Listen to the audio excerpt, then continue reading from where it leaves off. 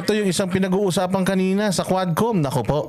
Yung 16 million daw sa 2022 confidential funds ng OVP ginastos para sa rental ng safe houses. Ayan nakalagay safe houses. Safe houses, ha? Tandaan niyo yan, ha? Rental ng safe houses. When you say safe houses, anong ibig sabihin nun? Singular ba siya o plural?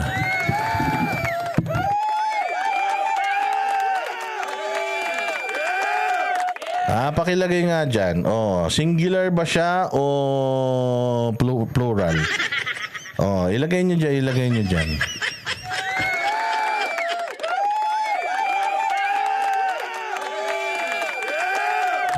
Ano yan? More than one. Okay. Yan ang pagkakaintindi nyo, ha? Sige, pakinggan natin to, ha? Kasi sinasabi dito, yan, 1 million for the payment of rental and maintenance of safe house. 1 million. Sa loob ng 11 days, sabi dito, 90,000 a day. Sa loob ng 4 days, 250,000 a day. Pero dito sa nakikita nyo, itong screen na to, nakikita nyo ba dito, meron siyang mga durations coming from the office of the Vice President. Meron ba? Nakalagay lang dito parang 11 days. Ito, breakdown na to.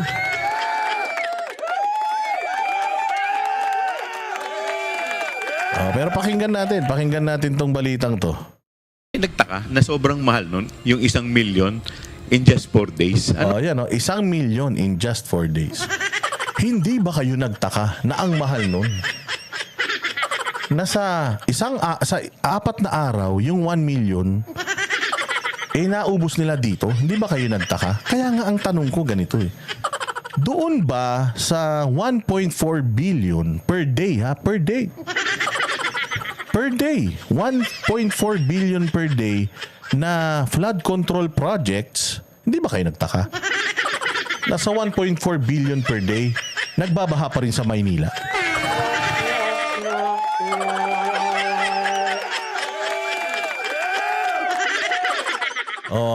Yun ang tanong ko Hindi ba kayo nagtataka nun? Kasi ako, para sa akin yung 1 million sa loob ng ilang araw, 4 days, posible yan. Posible yan. Promise. Posible yan. Yung bumili ka lang ng relos Di ba? Yung bumili ka ng halagang 4 na milyon na relos ilang minuto lang yun. Gastos mo na yung 4 na milyon. Ito pa kayang 1 milyon para sa safe houses.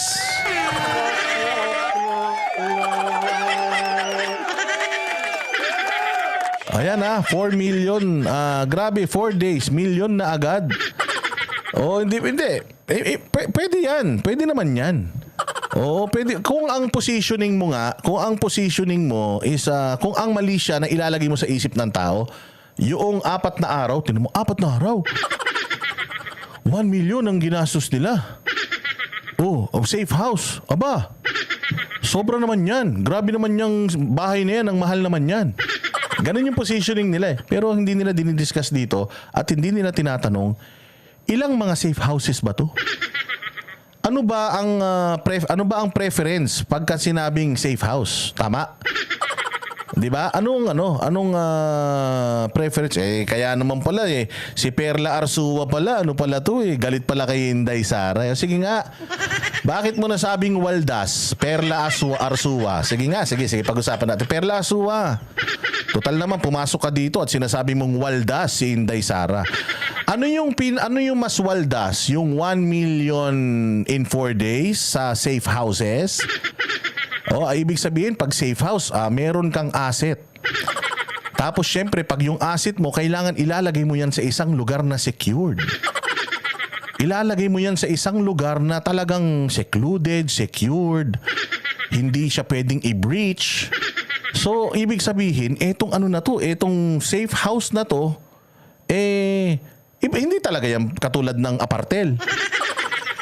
Yung presyo talaga niyan, Yung presyo talaga niyan, hindi katulad ng mga motel. Di ba, pagka nilagay mo kasi sa motel yan, eh di putangin na yan, namatay yan. Asset nga eh. Pinapangalagaan mo nga yung security niyan eh. O Perla Arso, huwag kang tumawa. Putangin na mo, huwag kang tumawa. Magpaliwanag ka rito. Ano ang mas malaking waldas? Yung 1.4 billion sa flood control project o yung 1 million in 4 days? Bilis, putangin na nyo ha. Ang hirap, ang dali lang magsabi na waldas pero hindi nyo kayang ipaliwanag. Bilis, ilagay mo. Perla Arsua, ilagay mo. Alin ang mas waldas? Yung 1.4 billion per day? O yung 1 milyon sa 4 na araw? Pakilagay, bilis.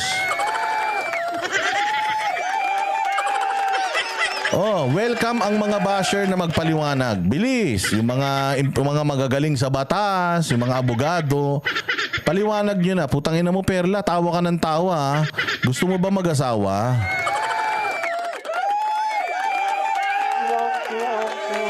Oh, ano, bilis. Sagot na. Ano ang mas magastos? Mahal naman lahat. Ano mahal lahat? Putangin na. Magpaliwanag ka. Ano nga ang mas magastos? Yung 1 million per day? O yung 1 million in 4 days or 1.4 billion sa loob ng isang araw? Bilis, para makapag-discuss na ako. Oo, tipid-tipid naman. Hindi ganyan sagot. Oo, sabihin mo si Bongbong Marcos, magtipid-tipid naman pag may time, 1.4 billion per day. Sagot na, anong mas malaki? Putangin na, binibigyan kita ng pagkakataon kasi ibablock ka na nila. Pag wala ka na sagot, binibigyan ko kayo ng chance. Pag nag-bash kayo dito, kailangan meron kayong baon na talino ha. Di pwedeng basta mag-bash lang kayo dito ng walang laman. Ang waldas naman, ang gastos naman, grabe, ang mahal. Hindi pwedeng ganun. Kasi hindi tanga yung mga nanonood dito katulad ng mga nanonood sa inyo ha. Pang inang sagot yan, puro magastos lahat. Puro magastos. So wala. Hindi mo masagot yung tanong ko na mas malaki yung 1.4 billion per day. Tama? Mahirap sagutin, no? Tanginang hirap kasi binabasyo si Inday Sara sa ganitong pera lang eh. Ang laki-laki ng ginagastos ng gobyerno natin sa korupsyon eh. Ha. O sige na. Wala naman palang isasagot tong buwaka ng inan to. Oo, so dahil dyan, tangina mo matulog ka na. Wala kang maisasagot sa akin. Okay.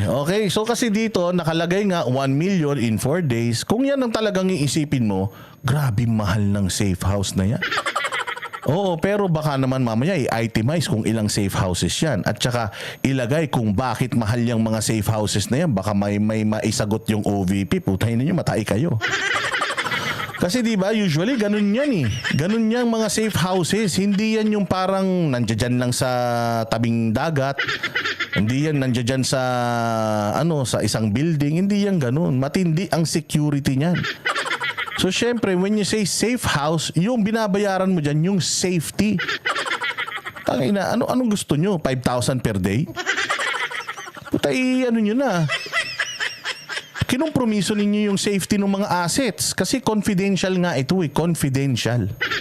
So yung mga confidential informants, usually, di ba, yung mga witness protection program, di ba? Puta, hindi mura yan.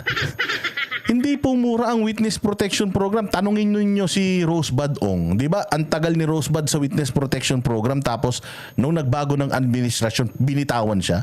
Galit na galit nga. Siya, ba't niyo ako binitawan? Pucha, matapos nyo gamitin yung mga impormasyon ko, bibitawan niyo ako. Kasi nga, mahal yan. O, tingnan ninyo kung gaano kamalisyoso ha. Tingnan ninyo kung gaano kamalisyoso itong mga itong mga mambabatas. Anong klase pong safe house to?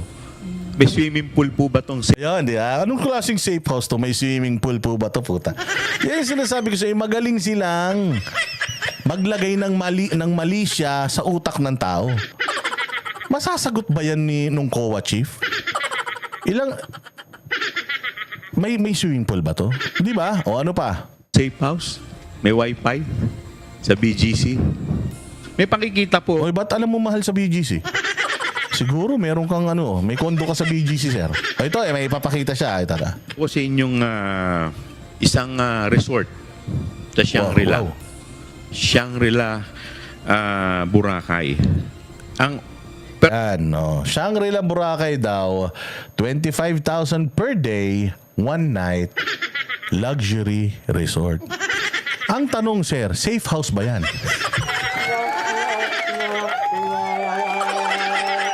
Tanungin kita, sir, safe ba dyan? Kung ako, maglalagay ako dyan ng informant, confidential informant. Let's say, itong informant na to, ang itinuturo nito sa gobyerno, yung mga NPA. Yung mga drug lord, halimbawa. Syempre, pag drug lord, delikado buhay niyan. So kapag ba nilagay ko siya dyan sa 25,000 per day, ma-assure natin na buhay siya?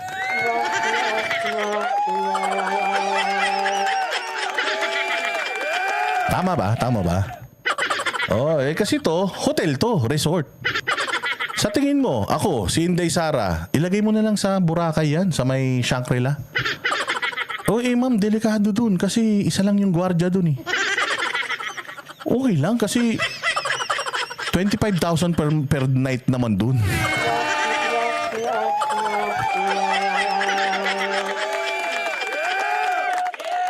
Nagbabantay sa kanya dyan? Aso. Putangin na yan. Siyempre, Tinan ninyo ha. Kung ikaw, halimbawa ako, may nalalaman ako, no? Meron akong information na nalalaman. Gusto kong maging confidential informant. Putya, confidential nga, ibig sabihin, discreet, safe, hindi mapagkakamalan. Di ba yung ganun eh? Magtitiwala pa ba ako sa'yo? Kung hindi mo ako kayang ilagay sa isang lugar na makakatulog ako ng mahimbing. Kasi ilagay mo ang informant dyan, putya, makakatulog ba ng mahimbing yan? Tanga na, kada kaluskos, baka gising yan.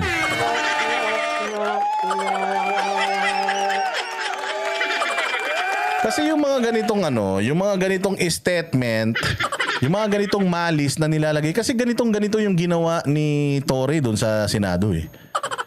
Tingnan nyo to. Ayan, ang ganda nung kwarto, di ba?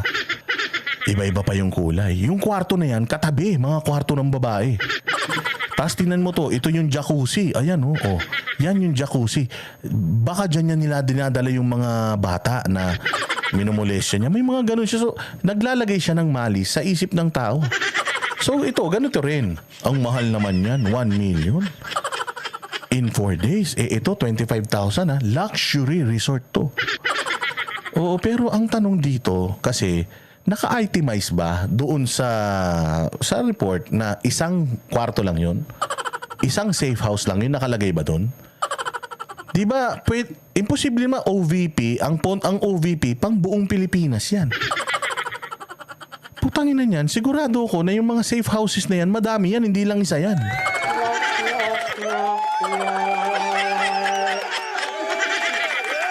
Di ba? Kasi nag-speculate din lang naman kayo na you are talking about, yun ang nilalagay nyo sa isip ng bawat Pilipino, isang safe house lang yan. Yun ang lalagay nyo sa isip ng tao, mahal, di ba? Pero hindi nyo alamin, or sana man lang alamin nyo from OVP, ba't ang mahal nito? Ilang safe houses ba yung pinag-uusapan natin dito? Kasi baka mamaya 20 safe houses yan. Tangin na yan. Alam nyo ba magkano upa natin sa Senate, ng Senate building natin? Alam nyo ba magkano upa natin doon isang buwan? Tangin na, 1 billion. Hindi yata, isang taon pala. 100 million tayo. Close to 100 million tayo per month. Diyan sa Senado. Kaya nga tayo nagpagawa ng Senate building eh. Kasi umaabot sa loob ng isang taon, parang 1 billion, isang taon ang ginagastos natin sa renta ng Senado. So sabihin mo, Boss Dada, Senado yun. Ganun din to, safe house to. Hindi lang to normal na bahay. Siyempre, malay mo yung mga pako na nilagay dito. Pag may pumasok na mga intruder, lumalabas, tumatama sa intruder, ganyan.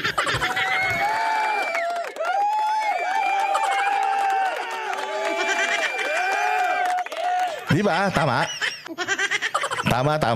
Oh, sige, diretso pa natin. So ito ganun yung comparison ni Attorney Chua. Kung we are talking about we are talking about one safe house. Imaginein mo we are talking about an office of the Vice President, which is ang saklaw niyan, buong Pilipinas, national yan. National yan, buong Pilipinas. Di naman yung kapitan, isang barangay lang. Buong Pilipinas. So, how many safe houses are we talking about here? At ano yung specs nung safe house na yun? Baka yun ang mahal. Di ba? Minsan ganun katulad niyan, kotse lang, di ba? Iba yung presyo nung kotse, nung Land Cruiser. Iba din yung presyo nung Land Cruiser na bulletproof kasi safe ka doon, tama? Yung Land Cruiser, 4 na milyon lang. 4 na milyon na Land Cruiser. It's the same Land Cruiser. Pero kapag gusto mo maging safe ka, papalagyan mo ng bulletproof yung Land Cruiser mo. Magkano bulletproof pag pinalagay mo? 10 milyon. So yung bulletproof na Land Cruiser costs mga 14 million. Yung Land Cruiser na normal, 4 na milyon lang.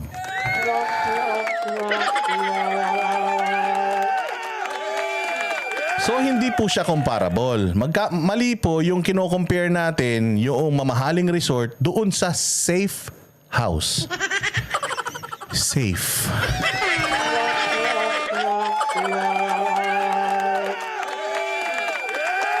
Tatanungin ko kayo, maglalagay kayo ng pera. Saan mas gusto nyo maglagay ng pera? Sa cabinet o sa safety deposit box?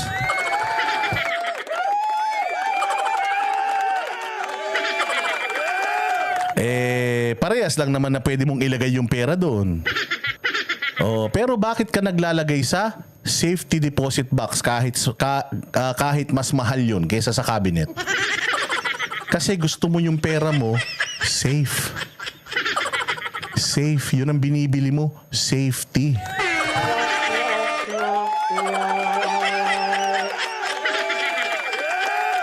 You are buying safety. You are not buying luxury because safety apparently is more expensiver than luxury.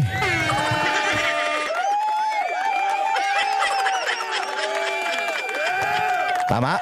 Tama ba? Tama ba 'yon? Hindi ko alam kasi I'm just being I'm just being the devil's advocate. Kasi syempre ito yung twist nila. Gusto ko naman ibahin para makita natin. Kapag inibaba natin yung istorya, sinong kapanipaniwala? Yung istorya nila o yung the other way around?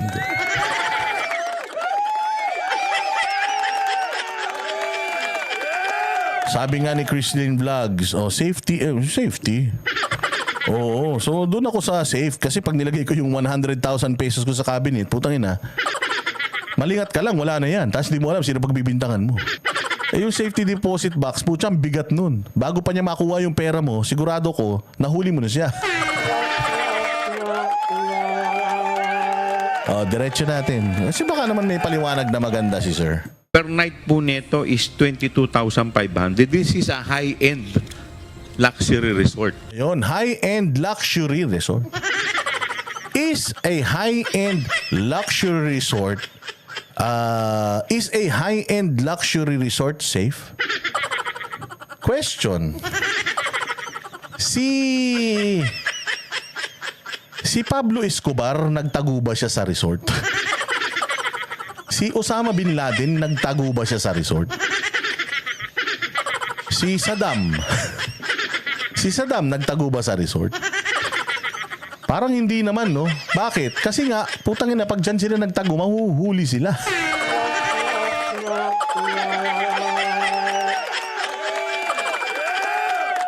A luxury resort is different than a safe house. Maniwala kayo, sir. Kasi yung safe house, ano po yun? It's safe, it's undetectable. Hindi siya yung parang yung nakikita nyo lang sa pelikula. Yung mga nakikita nyo sa pelikula na parang putya yan, nandyan lang siya sa kabilang kanto, ganon. Kakapanood nyo ng Netflix kasi. Di ba, sa tunnel sila nagtago? True. Kasi nga, alam mo kung ba't sa tunnel? Safe sila dun.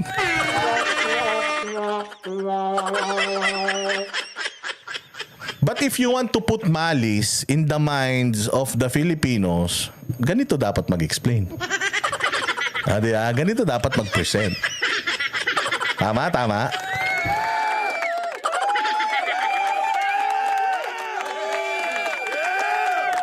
Ang problema natin mga bossing, nag-iisip tayo. Ang mga DDS nag-iisip. Mabobolan nyo dyan yung mga engot, pero karamihan ngayon nag-iisip na kasi. Objektibo na kasi yung mga tao ngayon di ba? Kaya nga safety para secure. Sabi ni Christine Vlog. Ano pa? Kaya pala nagka-idea si Torin ng bunker at tunnel dahil kay Hitler at Bin Laden. Pwede.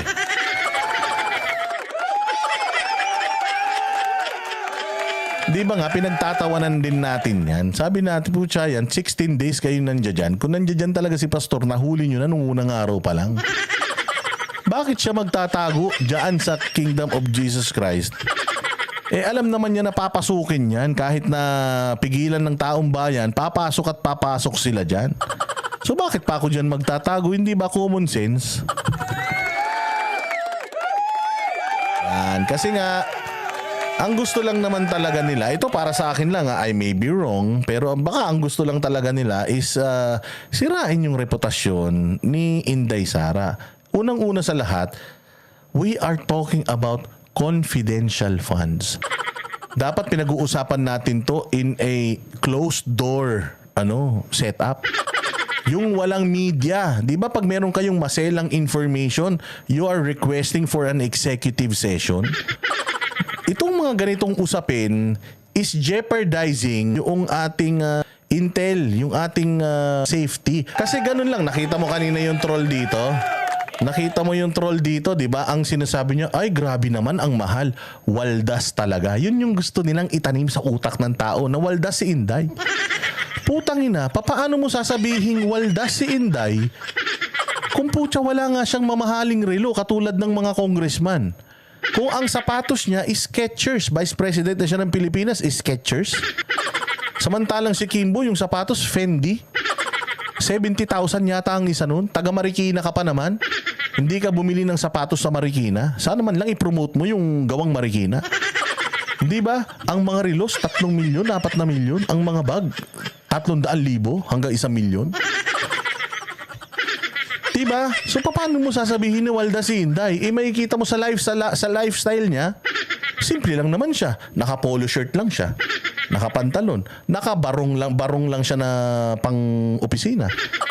Wala nga siyang mamahaling kwintas. Wala nga mamahaling hikaw. Putang ina, may waldas bang ganun?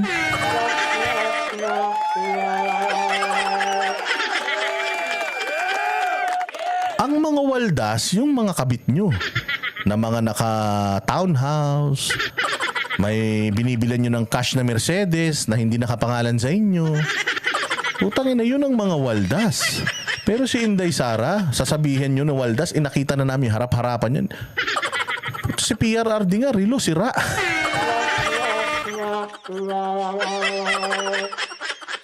Talulukuhin nyo pa yung taong bayan. Maglalagay kayo ng mali siya sa isang tao. Sabi ko nga sa inyo, pwede nyong sabihin na masama ang ugali ni Inday, masungit, suplada, plastic. Pwede nyong sabihin na ganun. But never nyo silang paparatangan na mga kurakot sila.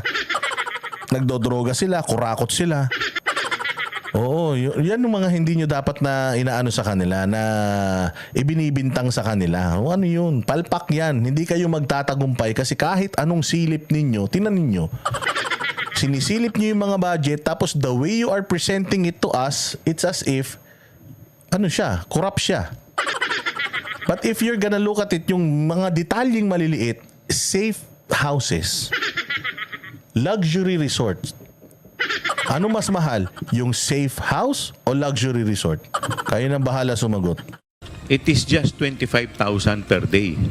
As compared po natin dito sa 1 million, 90,000 a day. 909. Yes, Mr. Chair. As compared po dun sa luxury resort with complete amenity. Ayan tinan mo. So, yung 1,090,000 a day. 90,000 a day versus a luxury hotel na 25,000 a day. Masyado ba malayo? Masyado ba malayo yung diferensya? Para sa akin hindi naman masyadong malayo, lalo na kung ang pinag-uusapan natin ay safety.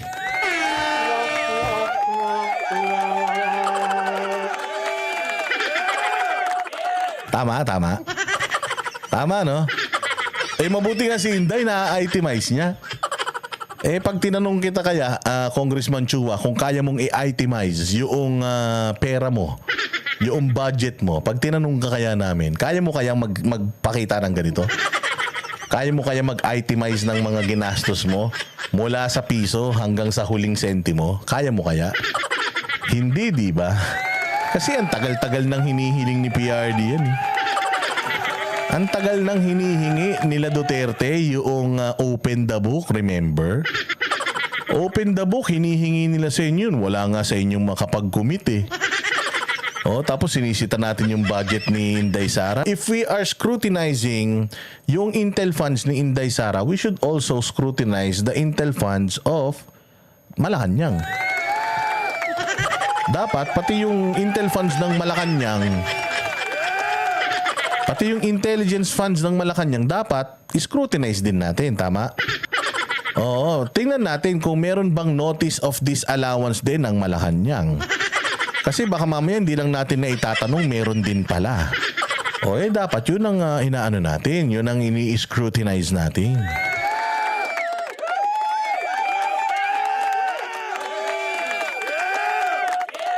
Di ba? Yun lang yun. Yun lang po yun, mga bossing. Ito po yung 125 million na budget niya na binigay sa kanya matatapos na yung buwan. 125 million na kailangan niyang i-spend sa loob ng 11 araw as what you say it. Pero ang sinasabi ng OVP dito, no, we spent it ng 19 days. We spent it ng 19 days. So, hindi 11 days.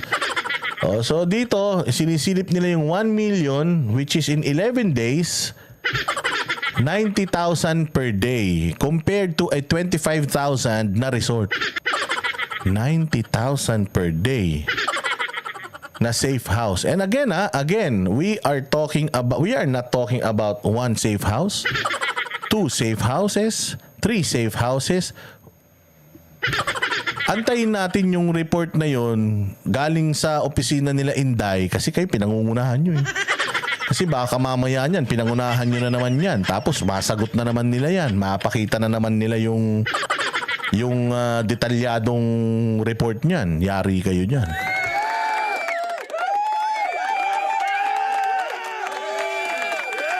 Ayun lang yan. Tsaka isa pa, katulad ng sinasabi ko, we are talking about intelligence po dito. Intelligence, it's supposed to be confidential. Wag nyo naman yung diskarte naman ng gobyerno natin para labanan yung insurgency, yung mga paprotektahan yung mga assets natin. Lalo na yung mga assets natin na nagbibigay sa atin ng information para sa peace and order ng Pilipinas. Wag naman sana nating i-expose yung gameplay ng ating mga ahensya ng gobyerno. Baka pwede, pag-usapan nyo na lang yan in an executive session, yung hindi na kasama yung taong bayan pati media. Kasi parang lumalabas dito, sinisiraan nyo na lang si Inday Sara. Kung talagang gusto nyong ma-resolve ito, and we are talking about confidential funds, hindi nga talaga auditable ang confidential funds. Sa totoo lang kasi nga, confidential funds yan Hindi dapat inilalabas kung saan talaga ginamit ito kasi nga intelligence funds ito Pwede ko bang sabihin na, saan galing yung intel mo? Sa kaibigan ko na dating taga-militar na sa ganito nakatira, pwede ko ba namang gawin yun? Pag ginawa ko yun, wala namang bibigay sa akin ng impormasyon kasi sinusunog ko.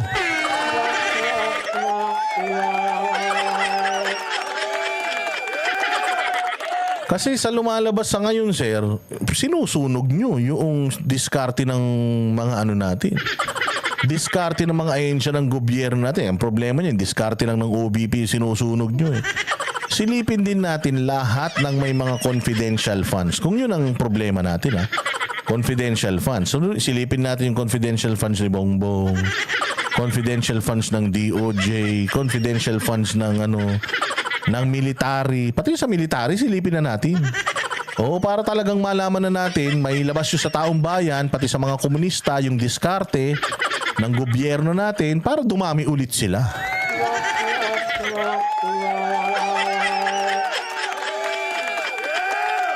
Ayan. So, ayan lang ang masasabi natin dyan sa balita na yan na alam naman natin na talagang malisyoso mga bossing yung mga pagkukumpara dito and bahala na kayo.